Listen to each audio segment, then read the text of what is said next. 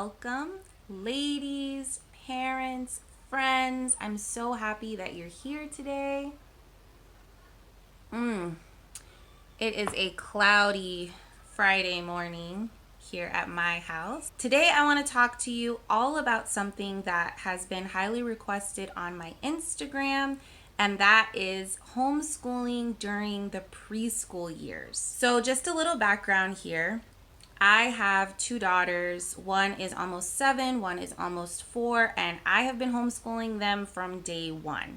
I 100% believe that education starts from day one. Childhood learning starts from day one. Now, take a deep breath. I don't want anybody to hear that and go, oh my goodness, I'm already behind, or I've already failed, or I can't homeschool now because it's too late. No, don't think that way. It is never too late to make a change in how you want to educate your child. For me, thinking about education starting so early is actually a gift. It lets me breathe like a sigh of relief. The reason I feel that way is because I know, and I want all of you to know, that every single time you interact with your child, every single time that they learn a new skill, no matter when they learn that skill, and every single time that you see their little faces light up with some new understanding of the world around them, that is such a massive part of their overall education.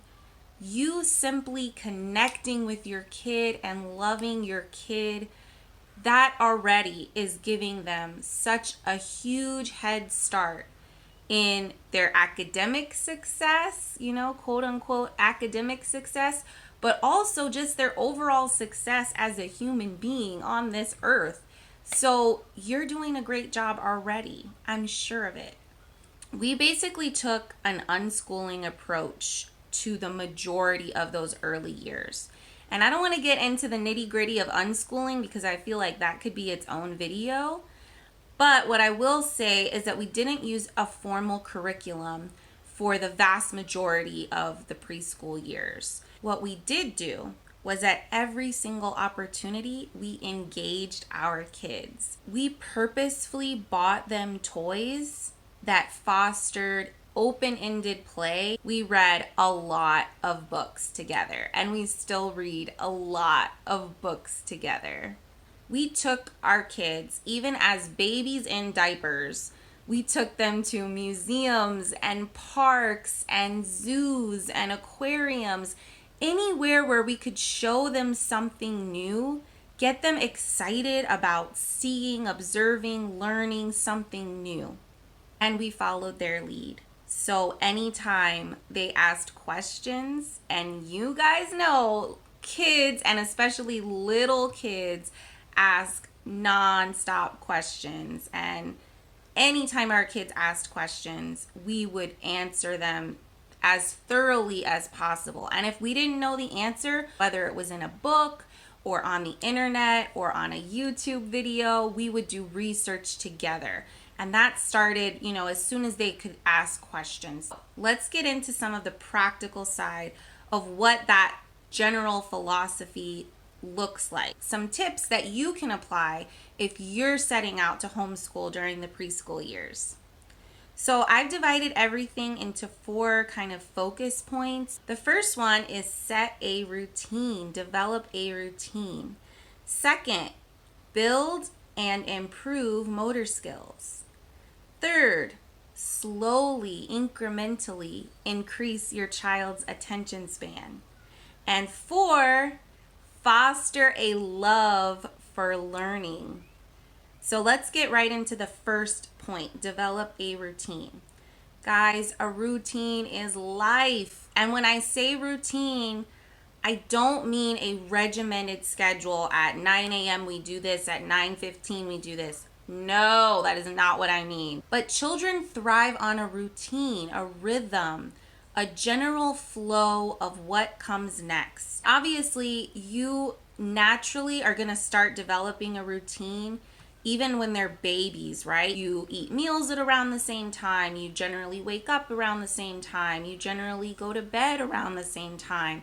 Maybe you have a bedtime routine that involves, a bath, a story, that kind of thing. So parenthood is all about these routines. As the child grows, you can add additional tasks and include them in more of what life looks like for you, for your family. So maybe your routine is going to include doing laundry or washing the dishes or helping to prepare the meal before the meal time or taking a walk around the same time every day or playing outside around the same time. All of these little things, jot them down what your average day or your best day looks like and set that as a goal. Set that routine as a goal.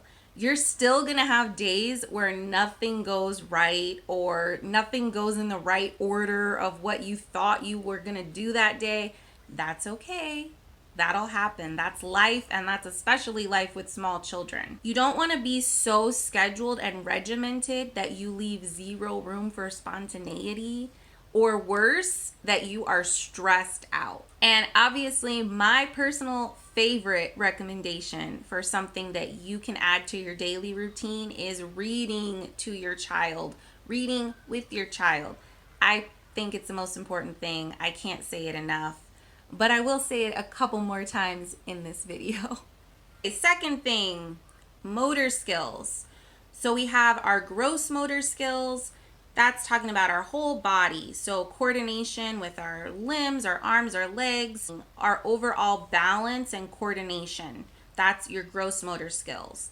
Then you have your fine motor skills with your hands. So the ability to be very precise and delicate when you're pinching to pick something up. These are the skills that are going to eventually lead to the ability to draw, to write. It's so important that toddlers and preschoolers have ways that they can work on these skills. My personal favorite thing for fine motor skills is puzzles. I love puzzles. I especially love Melissa and Doug wooden puzzles. I mean, who doesn't? There's also a lot of generic kind of knockoff versions of them as well. Playing with Play-Doh is great, or anything that they can squish, grip. And also helping to prepare simple meals, spreading butter on toast, little things like that, putting slices of cheese or meat on the sandwich.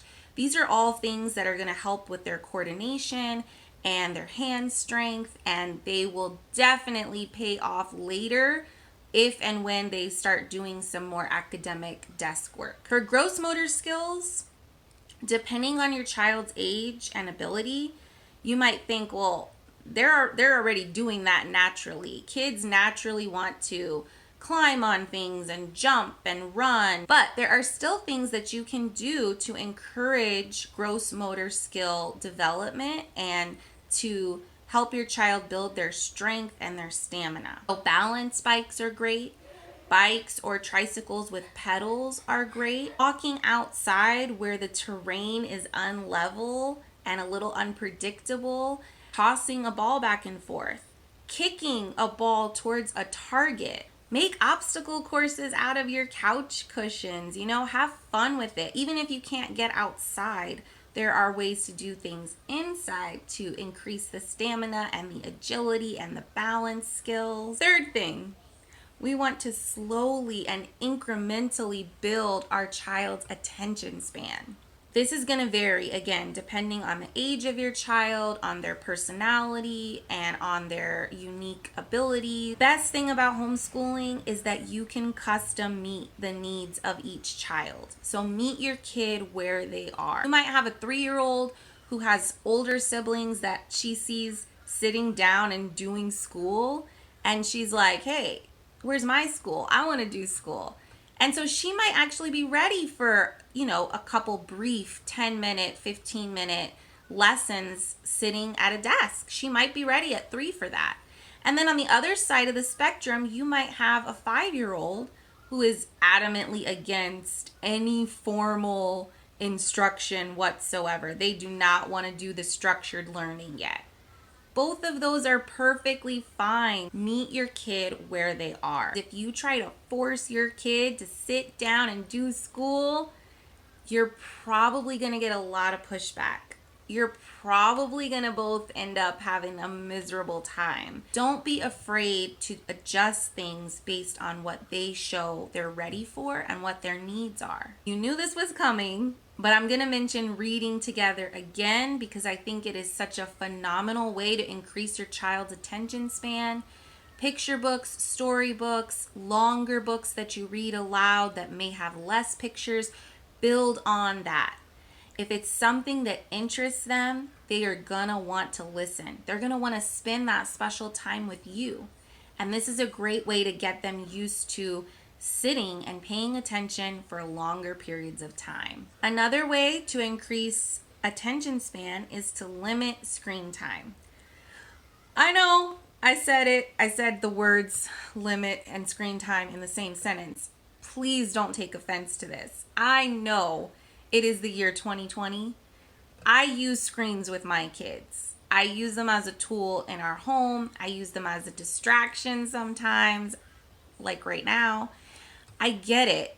What I really mean is not an attack on screens. Screens are not evil.